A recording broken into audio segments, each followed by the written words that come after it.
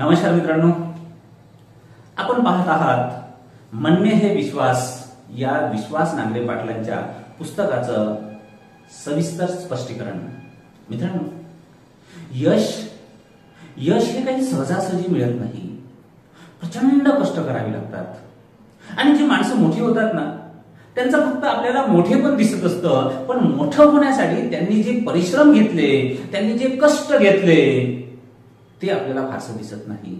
मित्रांनो, मंदिराचा चकाकणारा फक्त कळस दिसत असतो आपल्याला, पण तो आभाळावर पोहोचणारा कळस, चकाकणारा कळस चकाकतो खरा, पण ते चकाकण्यासाठी त्या मंदिराच्या पायऱ्यांनी, ज्योत्यांनी मातीमध्ये किती गाडलेला आहे हे आपल्याला दिसत नाही, हे आपण पाहत नाही. एखादा माणूस मोठा होतो तेव्हा त्याचं मोठेपण दिसतं, पण मोठेपण मिळवण्यासाठी त्याने किती कष्ट उपसले हा कष्टाचा प्रवास आपल्याला माहित नसतो.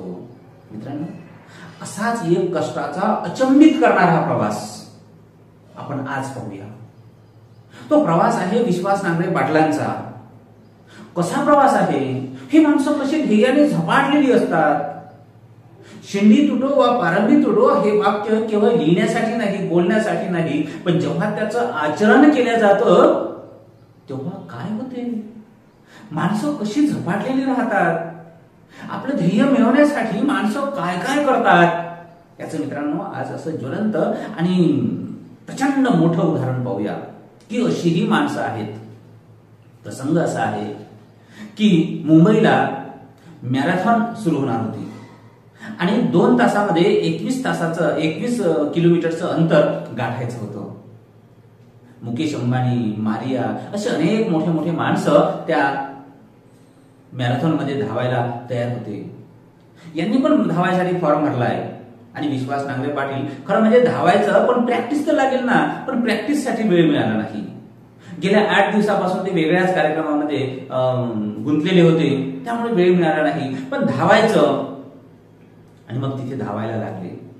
खरं म्हणजे धावायची मनस्थिती नव्हती, धावायची परिस्थिती नव्हती आणि शरीराची तशी ती तयारी पण नव्हती, पण तरीही धावायचं म्हणजे धावले. 2-4 किलोमीटर गेल्यानंतर लक्षात आलं की आपल्याला धावणं शक्य नाही. पण मुलगा चेअरिंग करत होता. तो म्हणाला की पप्पा आगे बढो आणि त्या चेअरिंगने ते विश्वास पाटील धावले. मग अनेक लोक समोर गेलेले होते आणि कळस फार दूर होता, म्हणजे ती धावण्याची अंतिम सीमारेषा फार दूर होती. आता यांना असं वाटलं की आपलं शक्य नाही, पण यांनी ऐकलं होतं, यांनी वाचलं होतं की एक मुष्टियोद्धा जिथे थकतो, त्याचे गात्र थकतात, तिथून तो गिनती करायला सुरू करतो. विश्वास पाटलांना माहित होतं का जिथे तुमचं डोकं थांबेल, जिथे पेन थांबेल, जिथे हात थांबेल, तिथून तुमचा संघर्षाचा प्रवास सुरू करा. मित्रांनो, जिद्दीने पेटलेली माणसं कशी असतात आणि म्हणून शरीरामध्ये धावायचं त्राण नसताना सुद्धा हे धावले आणि त्या धावण्याच्या अंतिम रेषेपर्यंत प्रचंड मेहनतीने धावले आणि ती रेषा पार केली. 3 सेकंद, 2 तासाला 3 सेकंद बाकी असताना यांनी 21 किलोमीटरची शर्यत पार केली आणि धावल्याबरोबर तिथे ते आता पडून गेले. लोकांनी उचललंय, आपल्या पायामधला बूट काढलाय. बूट काढल्यानंतर लक्षात आलं का तो बूट आणि ते सॉक्स असे रक्त बंबाळ झाले होते. ते सॉक्स काढल्यानंतर त्या सॉक्स सोबतच आपल्या बोटाच्या 2ही नख त्या सॉक्स सोबतच बाहेर आले. मित्रांनो, आपल्या बोटाचे नख तुटून जावेत, कोलमडून पडावेत, मोडून पडावेत, निसटून पडावेत, इथपर्यंत धावायचं. पण धावत असताना किती वेदना होत असेल, पण त्या वेदनाकडे लक्षच नाही. एकच लक्ष, ते म्हणजे आपलं लक्ष्य पार करायचं, ध्येय पार करायचं. मित्रांनो, सोपी गोष्ट नाही. आपण चित्रपटामध्ये पाहतो आहे की बोटांचे नख काढण्याची शिक्षा दिल्या जाते आणि ही शिक्षा अति भयंकर शिक्षा असते, कारण बोटांची नख काढणे, ते विव्हळणे, ती वेदना कल्पनाच केलेली बरी. हा माणूस धावतो आणि धावता आपल्या बोटाची नख निघून पडते नख निघून जाते, तरीही या माणसाला त्याची वेदना जाणवत नाही. फक्त डोळ्यामध्ये अर्जुनासारखं एकच लक्ष असते, शर्यत जिंकण्याचं. आणि यशस्वीपणे त्यांनी शर्यत जिंकली. मित्रांनो, तेव्हा लक्षात येतं की विश्वास नांगरे पाटील आणि विश्वास नांगरे पाटलांसारखे ध्येयवेळे माणसं किती किती कष्ट करतात, किती परिश्रम करतात, तेव्हाच त्यांना चकाकणारं जीवन भेटतं. हाही बोध आपण या प्रसंगाच्या निमित्तानं घेऊ शकतो. मित्रांनो, पुढचा प्रसंग पाहत असताना आपल्या लक्षात आलं होतं की विश्वास नांगरे पाटील एमपीएससी आणि यूपीएससीची दोनही मुख्य परीक्षा पास झालेली आहे. आता प्रश्न आहे इंटरव्ह्यूचा. यूपीएससीच्या इंटरव्ह्यूला जायचं, नवीन कपडे घेतले, प्रेस केले आणि हा गावखेड्यातला मुलगा दिल्लीचा तख्त फोडण्यासाठी यूपीएससीच्या इंटरव्ह्यूला गेलेला आहे. त्याआधी अनेक मॉक इंटरव्ह्यू झाला. अनेक मॉक इंटरव्ह्यूच्या निमित्तानं कोणते प्रश्न येईल, कसे येईल, कशा पद्धतीने विचारलं जाईल याची तयारी झाली. पण प्रत्यक्षात त्या युद्धाला भेदायचं होतं, आता भिडायचं होतं. ती आता इंटरव्ह्यूची वेळ आली आणि गेल्यानंतर लगेच 4-5 लोक इंटरव्ह्यू घेणारे होते आणि तिथे त्यांच्या जवळच एक मॅडम येऊन बसल्या. नंतर लक्षात आलं की त्या आपल्या मराठी भाषेचं ट्रान्सलेशन करून त्यांना इंग्रजीमध्ये पॅनलला सांगणार होत्या. मराठीमध्ये सुद्धा आपल्याला इंटरव्ह्यू देता येतं. आपलं जे मत आहे, आपण ज्या भाषेमध्ये जन्माला आलो किंवा जी भाषा आपल्याला चांगली येते त्याच भाषेमध्ये अधिक चांगल्या पद्धतीने व्यक्त करता येऊ शकतं. म्हणून तिथे ट्रान्सलेटर सुद्धा उपस्थित असतो. आणि मग गेल्याबरोबर त्यांनी पॅनलनी म्हटलं की प्लीज कम नारायण, आणि 2-3दा ते नारायण नारायण म्हणायला लागले. वास्तविक पाहता नारायण हे विश्वास नांगरे पाटलांच्या वडिलाचं नाव होतं, विश्वासच्या वडिलाचं नाव होतं नारायण. पण तरीही पॅनल विश्वासला नारायण म्हणायला लागले. तुम्हाला काय वाटतं? पॅनल चुकलंय? पॅनलने चुकून विश्वास नाव घेण्याऐवजी त्यांच्या वडिलाचं नाव घेतलं असं वाटतंय तुम्हाला? चूक.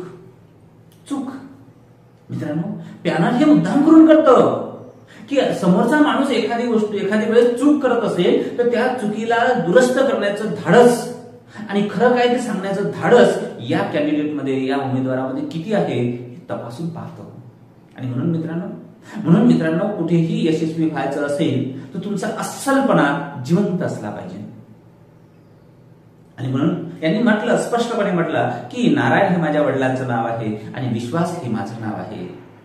तेव्हा त्यांच्या लक्षात आलं की हा माणूस खरं काय ते सांगणार आहे, खरं काय ते बोलणार आहे आणि वास्तविकतेमध्ये जगणार आहे. ही माणसाच्या व्यक्तिमत्वाचं अंतरंग पहिल्यांदा त्यांनी तपासलं आणि तिथेच कमिटी इम्प्रेस झाली.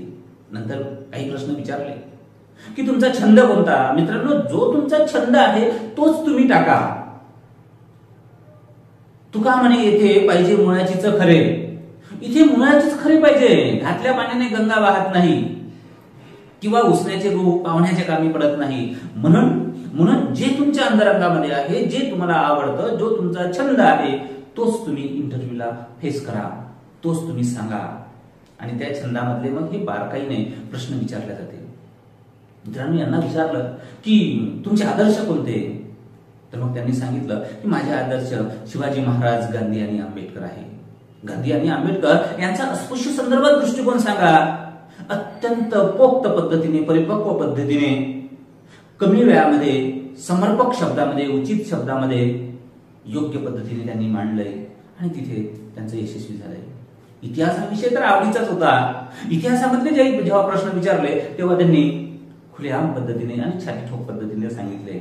मित्रांनो, विश्वास महत्वाचा आहे. तुम्ही जे काही बोलता त्या बोलण्यातून तुमचा आत्मविश्वास व्यक्त होतो का हे ते तपासतात.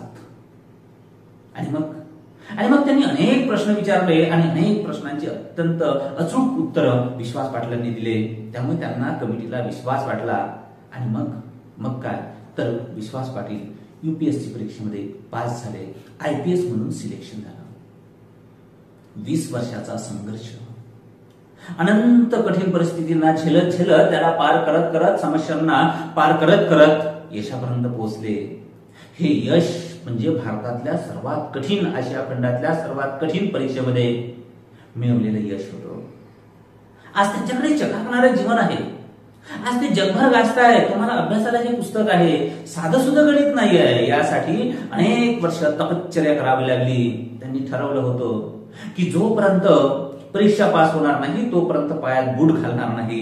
त्यांनी ठरवलं होतं जोपर्यंत परीक्षा पास होणार नाही तोपर्यंत मांसाहार करणार नाही. त्यांनी ठरवलं होतं जोपर्यंत परीक्षा पास होत नाही तोपर्यंत डोळ्यांना दिसणारं मनोहारी हे दृश्य, नयन मनोहारी दृश्य मी पाहणारच नाही. खिडकीच बंद करून टाकली. मित्रांनो, अनेक स्वतःवर बंधनं लादून घ्यावी लागतात आणि मग तेव्हाच माणसाला बंधनाच्या पलीकडे जाऊन छेदता येतं, भेदता येतं आणि आपलं यश गाठता येतं. हेही या निमित्तानं दिसतं. दुसरं मित्रांनो, आपल्याला असं लक्षात येतं की जेव्हा ते युपीएससीची परीक्षा पास झाले त्याच वेळेस ते एमपीएससीची परीक्षा पास झाले. 2 परीक्षा पास झाले. एक विक्रीकर निरीक्षक म्हणून त्यांच्या खिशामध्ये कॉल होता आणि दुसरं उपजिल्हाधिकारी म्हणूनही त्यांची अपॉइंटमेंट होणार होती. मित्रांनो, एकदा तुम्ही श्रीकृष्ण असं म्हणतो की कर्मण्यवाधिकारश्च मा फलेषु कदाचन. तुम्ही त्या अपेक्षेने काम करण्यापेक्षा विशिष्ट ध्येय निवडा आणि त्या ध्येयासाठी झोकून द्या, म्हणजे तुम्हाला यश मिळणार, म्हणजे मिळणारच. यांनी फक्त ध्येय पाहिलं, ध्येय साकार करण्यासाठी अनंत प्रयत्न केले, पराकाष्ठा केली प्रयत्नांची आणि आज 3 यश त्यांच्या खांद्यावर अलगदपणे येऊन बसलं होतं. आज विश्वास नांगरे पाटील हे यशस्वी IPS अधिकारी आहेत. मित्रांनो, काय संदेश देतात तुम्हाला? विश्वास नांगरे पाटील संदेश काय देतात तर ते म्हणतात की तरुणाईने आपल्या ध्येयासाठी झपाटून गेलं पाहिजे. अब्दुल कलाम म्हणायचे की तरुणांनी डोळे उघडे ठेवून स्वप्न पाहिलं पाहिजे आणि झोपेमध्ये जे स्वप्न पाहतो ते कधीही पूर्ण होत नाही, तर जे झोप उडवते ते खऱ्या अर्थानं स्वप्न पाहिले पाहिजे. स्वप्न पहा, पण स्वप्न पाहत असताना स्वप्न पूर्ण करण्यासाठी एक आकृतीबंध ठेवा, एक नियोजन करा आणि नियोजन केल्यावर ते पूर्ण करण्यासाठी त्यावर अंमल करा. आणि अंमल करत असताना प्रचंड कठीणाई राहील. मित्रांनो, तुम्ही एखाद्या विशिष्ट उंचीवर गेले की तिथे फारशी स्पर्धा राहत नाही आणि म्हणून ध्येय मोठं ठेवा. सोचो तो बडा सोचो. हा विश्वास नांगरे पाटील देतात. मित्रांनो, ते सांगतात, त्यांनी पाहिलं आहे की जेव्हा ते आयपीएस झाले असताना तेव्हा मोठ्या मोठ्या पार्ट्यांमध्ये त्यांनी धाड टाकली. तेव्हा काय लक्षात आलं की प्रचंड श्रीमंत असणाऱ्या माणसांची मुलं आज वाया गेलेली आहे, व्यसनाधीन झालेली आहे, रेव पार्ट्यांमध्ये गुंतलेली आहे, आपलं आयुष्य ते नासून टाकते, खराब करून टाकते आहे. बरं, इथे मुलंच काय, मुली सुद्धा ड्रग्स मध्ये ते झिंगत गेलेले आहे. काय करायचं कसं त्यांना माहित नाही आहे, त्यामध्ये ते वाहवत गेलेले आहे आणि आपलं आयुष्य ते नासून टाकत आहे. धिंगामस्ती करणे म्हणजे आयुष्य का? चंगळ करणे म्हणजे आयुष्य का? हे सारे प्रश्न ते आपल्या समोर मांडतात. मित्रांनो, एका मुलीला तिच्या वडिलांनी मोबाईल दिला नाही म्हणून तिने आत्महत्या केली आणि एका मुलीला तिच्या प्रियकराने ब्रेकअप दिला म्हणून तिने आत्महत्या केली. एवढंच आयुष्य का? मोबाईल म्हणजे आयुष्य का? प्रियकर म्हणजे आयुष्य का? जग फार मोठं आहे, आयुष्य फार लाभ आहे, सुंदर आहे, अतिव सुंदर आहे. एक रस्ता बंद झाला म्हणून तिथेच थांबू नका, तर त्याच वेळेस दुसरा रस्ता निर्माण झालेला असतो. एक दरवाजा बंद झाला म्हणून तिथेच थांबू नका, धडपड करा, लक्षात येईल, 100% लक्षात येईल की त्याच वेळेस दुसरा दरवाजा ओपन झालेला असतो. मित्रांनो, प्रयत्न करा, प्रयत्नांती परमेश्वर मिळेल, हाच संदेश विश्वास नांगरे पाटील देतात. मित्रांनो, जे तुम्ही करता त्यावर आपली प्रचंड निष्ठा असली पाहिजे, प्रचंड श्रद्धा असली पाहिजे. जेव्हा त्यांना पॅनलनी प्रश्न विचारला की तुम्ही या जगात का आले, खरं म्हणजे या जगात आपण आलो नाही, काही अर्ज केला नव्हता, आईवडिलांची कृपाने आपण आलो. पण प्रश्न हा असा नव्हता. प्रश्न कसा होता की तुम्ही या जगात का आले, कशासाठी आले आणि आले तर तुम्ही काय करणार, तुमचं ध्येय काय? आपलं ध्येय हे स्पष्ट असलं पाहिजे. त्यांनी सांगितलं. बौद्ध धर्मगुरू दलाई लामा यांची प्रचंड गाजलेली आणि आपलं ध्येय निश्चित करणारी कविता त्यांनी सांगितली. ते म्हणाले, जे अशक्य आहे ते स्वप्न मला पाहायचं आहे, जे अशक्य आहे ते स्वप्न मला पाहायचं आहे, ज्या शत्रूचा पराभव करू शकत नाही त्याच्याशी मला युद्ध करायचं आहे. कोणालाही सहन न होणारं दुःख, कोणालाही सहन न होणारं दुःख मला सहन करायचं आहे. ज्या ठिकाणी शूरवीर जाण्यास कचरतात तेथे मला धावून जायचं आहे. जे अक्षम्य आहे, जे अक्षम्य आहे त्याला मला दुरुस्त करायचं आहे. पवित्र आणि सत्य आहे त्यावरच मला निष्ठा व प्रेम ठेवायचं आहे. तो दूरवरचा तारा मला गाठायचा आहे. हीच माझी दुर्दम्य इच्छा आहे. तो तारा गाठण्याची. कितीही निराशा पदरी पडो आणि कितीही दूरचं अंतर असो, माझ्या प्रतिज्ञेला फरक पडत नाही. हा लढा देताना, हा संघर्ष करताना कोणताही प्रश्न विचारायचा नाही, कोणताही थांबा घ्यायचा नाही. माझी नरकात जायची तयारी आहे. माझी नरकात जायची ही तयारी आहे. मात्र त्यासाठी असणारं कारण हे स्वर्गीय असलं पाहिजे, हे स्वर्गीय असलं पाहिजे. मित्रांनो, त्यांना असं वाटतं की तरुणाई आता भरकटलेली आहे. अब्दुल कलामांना असं वाटायचं की हा भारत तरुणाईचा देश आहे, तरुणांचा देश आहे आणि तरुण जे करतील ते कुणीही करणार नाही. तरुणांमध्येच हे जग पालटण्याची, जग उलटवण्याची, जग बदलवण्याची आणि जगामध्ये क्रांती आणण्याची ताकद आहे. म्हणून सर्वात जास्त विश्वास हा तरुणांवर होता. पण विश्वास नांगरे पाटलांना काय दिसतंय आज? तरुणाई भरकटलेली आहे, आपल्या ध्येयापासून भरकटलेली आहे. आणि म्हणून जर आपल्या जीवनाचं सोनं करायचं असेल, आपलं जीवन विशिष्ट उंचीवर न्यायचं असेल तर तरुणाईला ते एकच संदेश देतात आणि त्यासाठी ती कविता वाचतात. अरे सूर्य चंद्र तारे सगळे तुझ्या रक्तात वास करतात. अरे सूर्य चंद्र तारे सगळे तुझ्या रक्तात वास करतात. उठायचं, लढायचं, 2 द्यायचे 2 घ्यायचे. उठायचं, लढायचं, 2 द्यायचे 2 घ्यायचे, पण फसवून यश नाही मिळवायचं. युद्धपथ, विजयपथ, अग्निपथ, पथावरील प्रत्येक अग्निदिव्यास हिमतीने समोर जायचं, हिमतीने समोर जायचं, हिमतीने समोर जायचं.